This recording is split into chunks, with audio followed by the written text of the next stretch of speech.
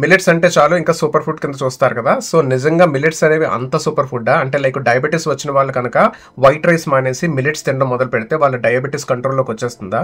Millets ఎవరు తినొచ్చు, ఎవరు తినకూడదు? అలాగే మిల్లెట్స్ తినడం వల్ల వచ్చే హెల్త్ ఇష్యూస్ ఏంటి? వైట్ రైస్ అనేది మరీ అంత బ్యాడా? జస్ట్ వైట్ రైస్ని రీప్లేస్ చేసేసి మిల్లెట్స్ యాడ్ చేసుకున్నంత మాత్రాన మనం హెల్తీగా ఉంటామా? సో ఈ విషయాలన్నీ ఒక 2 ఎగ్జాంపుల్స్తో మనం మాట్లాడుకుందాం. నా దగ్గరకు వచ్చిన 2 క్లయింట్స్ గురించి నేను మీకు చెప్తాను. వాళ్ళిద్దరూ కూడా కోవిడ్ టైంలో ఏంటంటే ఈ మిల్లెట్స్ అనేవి స్టార్ట్ చేశారు. అసలు వాళ్ళ జర్నీ ఎలా ఉంది, వాళ్ళ హెల్త్ ఇప్పుడు ఎలా ఉంది అనేది మనం చూద్దాం. మీరు కనుక నా ఛానల్ కొత్తగా వచ్చినట్లయితే నా పేరు Madhav, functional and integrative nutrition coach from Canada. ఈ ఛానల్లో ఏంటంటే health, fitness and nutrition related latest information share చేస్తూ ఉంటాను. సో ఇంకెందుకు ఆలస్యం, let's go to the video.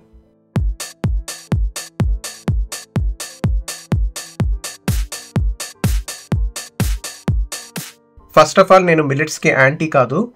మేము కూడా మిల్లెట్స్ తింటూ ఉంటాం. కాకపోతే రెగ్యులర్ ఫుడ్ కింద అంటే రైస్ని రీప్లేస్ చేసుకొని అయితే మేము తినాం. సో అసలు ఎందుకు రైస్ని రీప్లేస్ చేసుకొని ఓన్లీ మిల్లెట్స్ ఎందుకు తినమన్నది కూడా నేను మీకు ఈ వీడియోలో చెప్తాను. సో మీరు ఎక్కడ వీడియోని స్కిప్ చేయొద్దు, లాస్ట్ వరకు చూడండి. లాస్ట్ వరకు చూస్తే మీకు చాలా చాలా చాలా ఉపయోగపడుతుంది. ఎందుకంటే ఈ విషయం తెలియకుండా మీరు కనుక మిల్లెట్స్ స్టార్ట్ చేసినట్లయితే మీరు ఫ్యూచర్లో చాలా బాధపడాల్సి వస్తుంది. సో మిల్లెట్స్ని గవర్నమెంట్ కూడా ఎంకరేజ్మెంట్ చేస్తుంది. మిల్లెట్స్ చాలా మంది ప్రమోట్ చేస్తూ ఉన్నారు. అసలు మిల్లెట్స్ని ఎందుకు ప్రమోట్ చేస్తున్నారు అన్నది ఫస్ట్ పాయింట్లోకి వస్తే మనకి ఏంటంటే ఇలా వీట్ కానీ రైస్ కానీ పండించాల్సి వచ్చినప్పుడు చాలా ఎక్కువ వాటర్ కావాల్సి వస్తుంది. అలాగే కొన్ని ఫెర్టిలైజర్స్ అవి వేయాల్సి వస్తుంది. కానీ మిల్లెట్స్ విషయానికి వస్తే అవి అలా కాదు. అవి ఏంటంటే ఎంత డ్రైగా ఉన్నా సరే అలాంటి క్లైమేట్లో కూడా ఈజీగా పండుతాయి అనమాట. అంటే ఒక్కొక్క రకమైన మిల్లెట్ ఒక్కొక్క దగ్గర బాగా పండుతుంది. సో రైస్, గోధుమలతో పోల్చుకుంటే ఈ మిల్లెట్స్ అనేవి ఏంటంటే తక్కువ వాటర్ తీసుకుంటాయి. అందుకని గవర్నమెంట్ ఏంటంటే దీన్ని ఎక్కువగా ప్రోత్సహిస్తూ ఉంది. మరి న్యూట్రిషన్ పరంగా కూడా ఎందుకు ఈ మిల్లెట్స్ ని హెల్దీ అని చెప్తున్నారు అనేది కూడా మనం చూద్దాం. నార్మల్ గా మనం వైట్ రైస్ తో పోల్చుకున్నా లేదంటే గోధుమలతో పోల్చుకున్నా మిల్లెట్స్ లోని ఫైబర్ అనేది ఎక్కువ ఉంటుంది.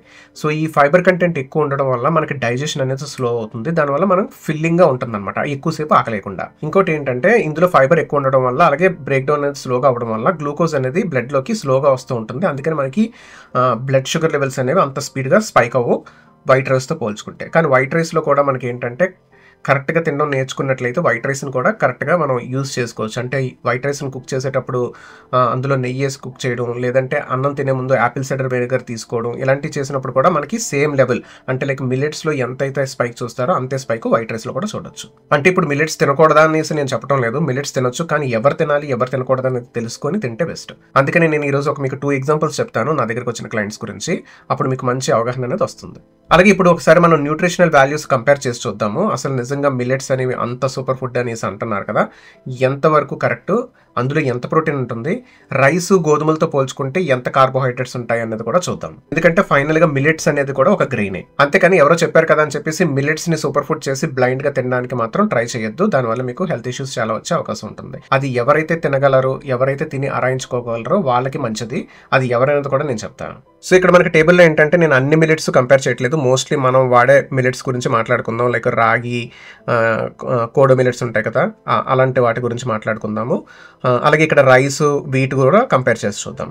ఫస్ట్ థింగ్ ఏంటంటే మీరు క్యాలరీస్ పరంగా చూసుకున్నట్లయితే మోస్ట్లీ రైస్లోని 356 క్యాలరీస్ ఉంటే వీటిలో కొంచెం తక్కువ ఉన్నది 322.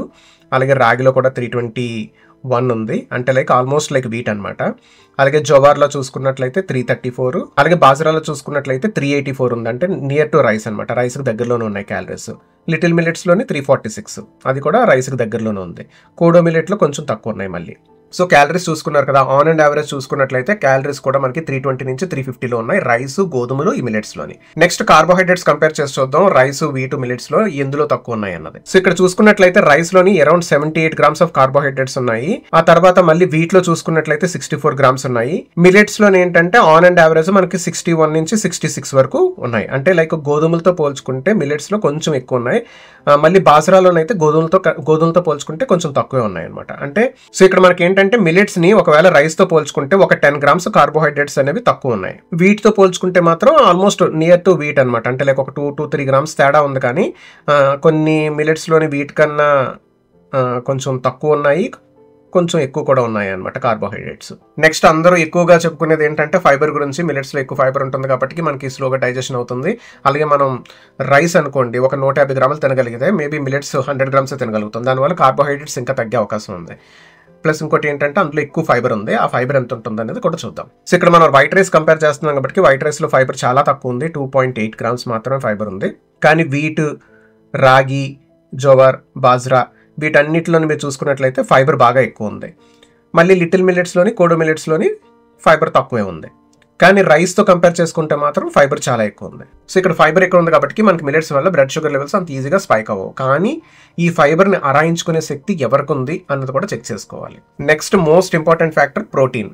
మనకి ప్రోటీన్ అనేది చాలా చాలా ఇంపార్టెంట్. నేను ప్రోటీన్ మీద చాలా వీడియోస్ చేశాను. ప్రోటీన్ కనుక టార్గెట్ చేసుకొని మనం ఫుడ్ని కనుక సెట్ చేసుకోకపోతే మీరు ఎన్ని డైట్లు చేసినా సరే ఫైనల్గా మీరు వెయిట్ గెయిన్ అవ్వక తప్పదు. సో రైస్లోని 100 గ్రాములకి ఆల్మోస్ట్ 8 గ్రాములు ఉంటుంది. వీటిలోనైతే 11 గ్రామ్స్, ఇక్కడ రాగిలో 7 గ్రామ్స్, జోవార్లో అయితే 10 గ్రామ్స్, బాజ్రాలోనైతే 11 గ్రామ్స్, లిటిల్ మిల్లెట్లో 10 గ్రామ్స్, కోడో మిల్లెట్లో 9 గ్రామ్స్. ఇక్కడ ఏంటంటే రైస్లోని అరౌండ్ 9 గ్రామ్స్ ఉంటే ఇందులోని అరౌండ్ 10 నుంచి 11 గ్రామ్స్ ఉంటుంది అనమాట వీటిలోని, అలాగే మిల్లెట్స్లో. అంటే కంపేర్ చేసుకుంటే ఇది కూడా ఏంటంటే కార్బోహైడ్రేట్ రిచ్ ఫుడ్ అవుతాయి కానీ మిల్లెట్స్ కూడా ప్రోటీన్ రిచ్ ఫుడ్ అయితే అవ్వదు. సో ఇక్కడ మనం కంపేర్ చేసుకుంటే ఏమవుతుంది, మిల్లెట్స్ కూడా ఏంటంటే కార్బోహైడ్రేట్ డామినెంట్ రిచ్ ఫుడ్ అవుతుంది తప్ప ఏదో అది సూపర్ ఫుడ్ అయితే అవ్వదు. ఓన్లీ దాంట్లో ఉండేది ఏంటంటే ఎక్స్ట్రా ఫైబర్ ఉంటుంది. కానీ అదే ఫైబర్ మనం మనకి ఇష్టమైన వైట్ రైస్ని ఇంక్లూడ్ చేసుకొని వెజిటబుల్స్ నుంచి రకరకాల వెజిటబుల్స్ తినడం వల్ల ఏంటంటే మనకి ఇంకా ఎక్కువ ఫైబర్ని తెచ్చుకోవచ్చు. అలాగే ఇంకా ఏంటంటే ఎక్స్ట్రా న్యూట్రియంట్స్ని కూడా మనం తెచ్చుకోవడానికి వీలుంటుంది. సో ఇప్పుడు ఇక్కడ నేను చెప్పేది ఏంటంటే జస్ట్ ఫైబర్ కోసం మీరు మిల్లెట్స్ తినాల్సి వస్తే దానికి ఆల్టర్నేటివ్ ఇంకా చాలా హెల్దీ ఆప్షన్స్ ఉన్నాయి. ఓన్లీ ఫైబర్ పెరుగుతుంది, గ్లూకోజ్ కంట్రోల్లో ఉంటుంది కదా అని చెప్పేసి మిల్లెట్స్ని ఇంక్లూడ్ చేసుకోవడం అంత మంచి పద్ధతి కాదనమాట. నెక్స్ట్ ఫ్యాట్ విషయంకి వస్తే రైస్లో కొంచెం ఫ్యాట్ తక్కువ ఉంది. మిగతా వీటిలో కానీ రాగి మిల్లెట్స్లోని మంచి ఫ్యాట్స్ అయితే ఉన్నాయి. సో ఫ్యాట్ ఎక్కువ ఉండడం అనేది బ్యాడ్ కాదు, ఫ్యాట్స్ ఆర్ గుడ్. మన బాడీకి ఫ్యాట్ అనేది కంపల్సరీగా కావాలి. మిల్లెట్స్లోని ఫ్యాట్స్ అనేవి కొంచెం ఎక్కువే ఉన్నాయి రైస్తో పోల్చుకుంటే. సో ఇప్పటి వరకు చెప్పిన ఇన్ఫర్మేషన్ మీకు ఉపయోగపడిందని అనిపిస్తే కింద నా లైక్ చేసి సబ్స్క్రైబ్ చేసుకోండి. సో నాకు ఇంకా మోటివేటింగ్గా ఉంటుంది మంచి వీడియోస్ చేయడానికి. ఇప్పుడు నా దగ్గరికి వచ్చిన 2 క్లయింట్స్ గురించి మాట్లాడుకుందాం అని చెప్పాను కదా. వాళ్ళు ఏంటంటే కోవిడ్ టైంలోని అందరిలాగే హెల్తీగా ఉండడం కోసం ఏం చేయాలి, ఈ పాండమిక్ నుంచి తప్పించుకోవాలని చెప్పేసి చాలామంది డైట్స్ అప్పుడే సెట్ చేసుకోవడం స్టార్ట్ చేశారు కదా. సో అప్పటి వరకు వాళ్ళు రైస్ తినేవారు. ప్లస్ ఇలా డయాబెటీస్ ఉన్న వాళ్ళకి, హార్ట్ కండిషన్స్ ఉన్న వాళ్ళకి ఇంకా ప్రమాదం అని చెప్పారు కాబట్టి అట్లీస్ట్ హెల్తీ లైఫ్ స్టైల్లోకి మారదాం అనేసి అనుకున్నారు. సో ఈ ఫ్యామిలీలో ఏంటంటే ఒకరికి బాగా డయాబెటీస్ ఉంది కాబట్టి వాళ్ళు మిల్లెట్స్ తినడం స్టార్ట్ చేశారు. వాళ్ళ ఏజ్ ఏంటంటే 45+. వాళ్ళకి డయాబెటీస్ ఆల్మోస్ట్ లైక్ 6-7 ఇయర్స్ నుంచి ఉంది. జస్ట్ డయాబెటీస్ మాత్రం ఉంది. లైట్గా బీపీ కూడా అప్పుడప్పుడు ఫ్లక్చుయేట్ అవుతుంది. బీపీ మెడికేషన్ అయితే వాడటం లేదు, ఓన్లీ డయాబెటిక్ మెడికేషన్ మాత్రం తీసుకుంటున్నారు. సో వీళ్ళు ఏంటంటే మిల్లెట్స్ వాడటం స్టార్ట్ చేశారు. మార్నింగ్ బ్రేక్ఫాస్ట్లో మిల్లెట్స్తోనే దోశ కానీ ఇడ్లీ కానీ చేసుకోవడం, అలాగే మధ్యాహ్నం రైస్లోకి మిల్లెట్స్, అంటే మధ్యాహ్నం లంచ్లోకి డిన్నర్లో కూడా different types of millets, multigrain దోశలు, మల్టీ మిల్లెట్ ఫ్లోర్తోని అట్లు, ఇలాంటివన్నీ చేసుకోవడం తినడం స్టార్ట్ చేశారు. నెక్స్ట్ ఇంకొక ఫ్యామిలీలో ఏంటంటే వాళ్ళు అరౌండ్ హీఈస్ 35+. తనకి ఎలాంటి ప్రాబ్లం లేదు, బట్ మిల్లెట్స్ స్టార్ట్ చేయాలనుకున్నారు. మిల్లెట్స్ స్టార్ట్ చేశారు ఎందుకంటే హెల్దీ అని చెప్తున్నారు కాబట్టి స్టార్ట్ చేశారు. సో అదే టైంలో మేము కూడా హెల్దీగా ఉండాలనుకున్నాం. అప్పుడు నాకు న్యూట్రిషన్ మీద అంత అవగాహన లేదు. సో నేను కూడా మిల్లెట్స్ స్టార్ట్ చేశాను. కానీ మిల్లెట్స్ని స్టార్ట్ చేశాం కానీ మరీ ఇంతలాగా ఉదయం బ్రేక్ఫాస్ట్లో మిల్లెట్స్, లంచ్లో మిల్లెట్స్, డిన్నర్లో మిల్లెట్స్ చేసుకోలేదు. ఏదో ఒకసారి లైక్ మిల్లెట్స్ దోశ కానీ వేసుకోవడం, లేదంటే అప్పుడప్పుడు మిల్లెట్స్ తినడం. అలా వీక్లో 2 to 3 times మిల్లెట్స్ తినేవాళ్ళం అనమాట. రైస్ బదులు వెరైటీగా ఉందని చెప్పేసి బాగుండేది, డిఫరెంట్ ఆప్షన్. కానీ రోజు తినడం అంటే కొంచెం కష్టం అనిపించింది మాకు. ఓకే, మనకి ఎలాగో డయాబెటీస్ కానీ షుగర్ కానీ లేదు, ఓవర్ వెయిట్ కూడా లేం కాబట్టి మనం అంత స్ట్రిక్ట్గా మిల్లెట్స్ తినాల్సిన అవసరం లేదు. కంట్రోల్లోనే మేము ఎప్పుడు తింటూ ఉంటాము. సో అందుకనే నేను ఏంటంటే మిల్లెట్స్ని ఇంక్లూడ్ చేసుకున్నాం కానీ మరీ అంత ఎక్కువగా కాదు, వీక్లో 1 or 2 times మాత్రమే. సో ఇప్పుడు నెంబర్ 1 ఫస్ట్ కేసుకి వద్దాం. వాళ్ళు ఏంటంటే ఎవరైతే ఇలా 45+ ఉండి ఇలా షుగర్ ఉందో వాళ్ళు మిల్లెట్స్ తింటున్నారో వాళ్ళకి షుగర్ అనేది కొంచెం బాగా కంట్రోల్లోకి వచ్చింది. అంటే లైక్ ఇన్స్టెంట్గా స్పైక్ అయిపోవడం అది లేకుండా డయాబెటీస్ కంట్రోల్లోకి వచ్చింది. కొంచెం డోసేజ్ కూడా తగ్గించుకొని వాడుకోవడం స్టార్ట్ చేశారు. కానీ ఒక 2 years తర్వాత వాళ్ళకి ఏమైందంటే థైరాయిడ్ ఇష్యూ వచ్చింది. సో ఇన్ జనరల్ నార్మల్గానే థైరాయిడ్ ఇష్యూ వచ్చిందనేసి అనుకున్నారు. కానీ అక్కడ ఏంటంటే వాళ్ళకి థైరాయిడ్ రావడానికి గల కారణం ఏంటంటే మిల్లెట్స్ అనమాట. సో ఇదేంటి థైరాయిడ్కి మిల్లెట్స్కి సంబంధం ఏంటని మీకు క్వశ్చన్ ఉండొచ్చు. మీరు గూగుల్ చేసినట్లయితే దాని మీద రీసెర్చ్ పేపర్స్ ఉంటాయి, ఆర్టికల్స్ కాకుండా. సో అవి చూసినట్లయితే మీకు అర్థమవుతుంది. సో నెక్స్ట్ పర్సన్ ఎవరైతే హెల్దీగా ఉన్నారో, డయాబెటీస్ లేదు ఏమి లేదు, తనకి ఏంటంటే థైరాయిడ్ ఇంబ్యాలెన్స్ వచ్చింది తనకు కూడా. సో తనైతే హెల్దీగా తింటున్నారు, అన్ని బాగానే ఉన్నాయి. కానీ ఇక్కడ ఏంటంటే ఎక్సర్సైజ్ చేయటం లేదు. నెంబర్ 1, మార్నింగ్ బ్రేక్ఫాస్ట్లో మిల్లెట్స్, ఆఫ్టర్నూన్ మిల్లెట్స్, నైట్ కూడా మిల్లెట్స్. ఇంకా రైస్ని కంప్లీట్గా బంద్ చేశారు. Just millets, different types of millets అనమాట. సో ఇవే తింటున్నారు. తనకి కూడా థైరాయిడ్ ఇంబ్యాలెన్స్ వచ్చింది, హైపోథైరాయిడ్ వచ్చింది. సో ఇక్కడ 2 కేసెస్లోని కూడా థైరాయిడ్ అనేది వచ్చింది. ఇంకా మా విషయానికి వస్తే మిల్లెట్స్ అనేది ట్రీట్ లాగా తీసుకుంటున్నాం తప్ప దాన్ని అంత రెగ్యులర్గా మేమైతే ఫాలో అవ్వలేదు. ఎందుకంటే మాకు అంతలా తినాలని అనిపించలేదు. మిల్లెట్స్తో పరమాన్నం చేసుకోవడం కానీ, మిల్లెట్స్తోని ఉప్మా చేసుకోవడం, మిల్లెట్స్తో పలావ్ చేసుకోవడం, లేదంటే జస్ట్ మిల్లెట్స్తోని సింపుల్గా కుక్ చేసుకొని కర్రీస్లో కలుపుకోవడం, అలాంటివి అయితే అప్పుడప్పుడు చేసేవాళ్ళం అనమాట. సో ఇక్కడ ఏంటంటే మిల్లెట్స్లోని హై గైట్రోజన్స్ ఉంటాయి. ఈ గైట్రోజన్స్ అంటే ఏంటంటే మన యొక్క థైరాయిడ్ ఫంక్షన్ని తగ్గించేస్తాయి అనమాట. సో ఎవరైతే ఇలా మిల్లెట్స్ స్టార్ట్ చేసి 3 పూట్ల మిల్లెట్సే తినడం స్టార్ట్ చేస్తారో, అలాగే ఎవరికైతే డైజెషన్ ప్రాపర్గా ఉండదో, ఎవరికైతే బీపీ కానీ షుగర్ కానీ ఉంటుందో వాళ్ళకి డైజెషన్ అనేది ప్రాపర్గా ఉండదు. ఇంకోటి ఏంటంటే ఆ ఫుడ్ సరిగా డైజెస్ట్ అవ్వదు కాబట్టి అది లార్జ్ ఇంటెస్టైన్ వరకు అరగకుండానే వెళ్ళిపోయే ఛాన్స్ ఉంటుంది. సో అలా వెళ్ళడం వల్ల మనకి సిబో, సిఫో, ఐబిఎస్, ఐబిడి డిసీజెస్ వచ్చే ఛాన్సెస్ ఉంటాయి. సో నెక్స్ట్ చెప్పినట్టు ఇందులోని రైస్తో పోల్చుకుంటే మిల్లెట్స్లోని గైట్రోజన్స్ ఎక్కువ ఉంటాయని చెప్పాను కదా. సో ఇవేంటంటే మనకి అయోడిన్ లెవెల్స్ని మిమిక్ చేసి అయోడిన్ లెవెల్స్ని మన బాడీకి రాకుండా చేస్తాయి. అయోడిన్ అనేది చాలా ఇంపార్టెంట్. దాని గురించి చెప్పాలంటే చాలా పెద్ద కాన్సెప్టే ఉంటుంది. ఇప్పుడు దాని గురించి మాట్లాడుకోవద్దు. బట్ అయోడిన్ లెవెల్స్ ఎప్పుడైతే ఎఫెక్ట్ అవుతాయో, మనకి న్యూట్రిషనల్ వాల్యూస్ ఎప్పుడైతే ఎఫెక్ట్ అవుతాయో, అలాగే ఈ యాంటీ న్యూట్రియన్స్ ఎక్కువ ఉంటాయి కాబట్టి మిల్లెట్స్లోని, వాటి వల్ల డైజెషన్ సరిగా లేకపోవడం వల్ల కరెక్ట్గా డైట్ అంటే లైక్ ఏం చేయాలో తెలియక ఈ మిల్లెట్స్ని ఇంక్లూడ్ చేసుకోవడం వల్ల ఏమవుతుందంటే వాళ్ళకి డైజెషన్ పాడైపోతుంది, థైరాయిడ్ ఇష్యూ వస్తుంది. ఎప్పుడైతే థైరాయిడ్ ఇష్యూ వస్తుందో, హైపోథైరాయిడిజం వస్తుందో వాళ్ళకి ఏంటంటే మళ్ళీ ఈ గట్ మొటాలిటీ అనేది ఇంకా తగ్గిపోతుంది. సో అలా తగ్గిపోయినప్పుడు ఫుడ్ మూవ్ అవ్వడం అనేది ఇంకా స్లో అయిపోతుంది. దానివల్ల ఇంకా ఎక్కువ ఇష్యూస్ అనేవి వస్తాయి. సో ఇక్కడ ఏంటంటే ఆ మిల్లెట్స్ తిని ఈ లూప్లో పడిపోతారనమాట. సో అలాగా ఈ మిల్లెట్స్ వల్ల కంప్లీట్ హెల్త్ పాడు చేసుకునే వాళ్ళు చాలామంది ఉన్నారు.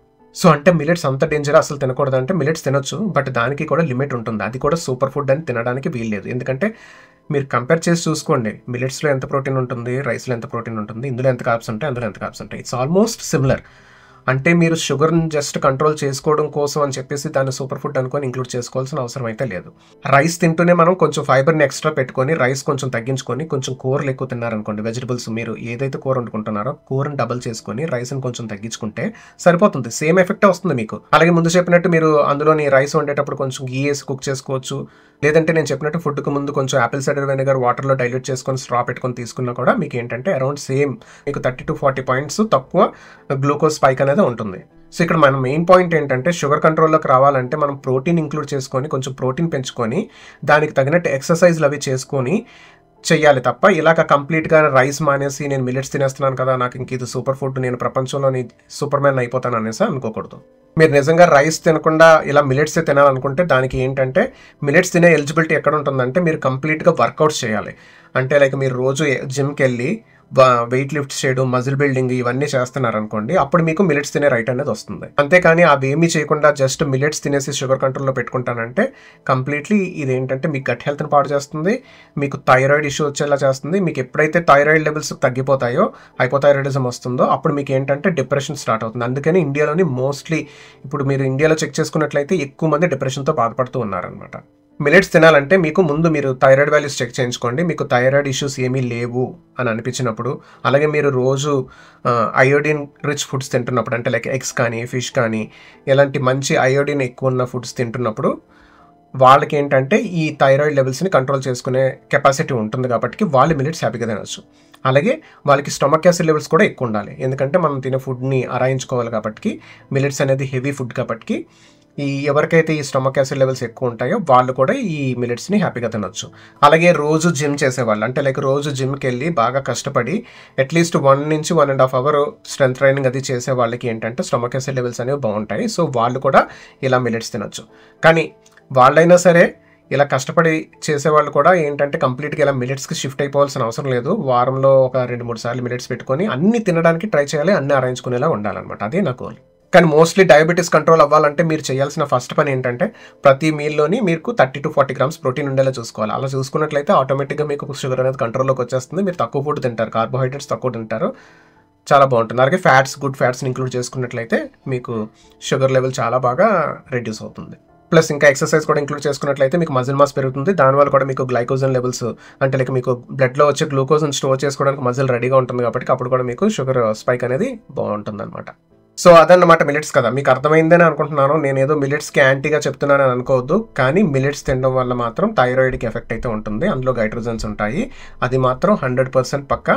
కానీ మీరు అనుకోవచ్చు నేను చాలా రోజుల నుంచి మిల్లెట్స్ తింటున్నాను, నాకు థైరాయిడ్ వాల్యూస్ నార్మల్గానే ఉన్నాయని చెప్పేసి అనుకోవచ్చు. కానీ మీరు ఒకసారి చెక్ చేయించుకోండి. థైరాయిడ్ వాల్యూ అనేది ఏంటంటే 1 నుంచి 3 రేంజ్లో ఉండాలి, అది ఫంక్షనల్ వాల్యూ. మీరు జనరల్గా నార్మల్గా చెక్ చేసుకున్నట్లయితే అది 0.5 నుంచి 4.6 ఎంతో ఉంది, అంతవరకు ఉండొచ్చు అని చెప్తారు. But that is not the right value. ఇండియాలో అందరికీ మోస్ట్లీ 0.5 నుంచి 4.5 వరకు ఉంటుంది కదా అని చెప్పేసి అది రేంజ్ చేశారు. సో ఆ రేంజ్ ఏంటంటే జనరల్ రేంజ్ అనమాట. కానీ ఫంక్షనల్ రేంజ్ అనేది 1 నుంచి 3 ఉంటుంది. సో ఇప్పుడు కూడా మనం ఏంటంటే ఫంక్షనల్ రేంజ్ మాత్రమే కంపేర్ చేసుకోవాలి. సో అదండి ఈరోజు వీడియో. మీకు నచ్చిందని అనుకుంటున్నాను. మీకు నచ్చినట్లయితే లైక్ చేయండి, షేర్ చేయండి, సబ్స్క్రైబ్ చేసుకోవడం మర్చిపోవద్దు. ఇంకొక మంచి వీడియోతో మళ్ళీ కలుద్దాం.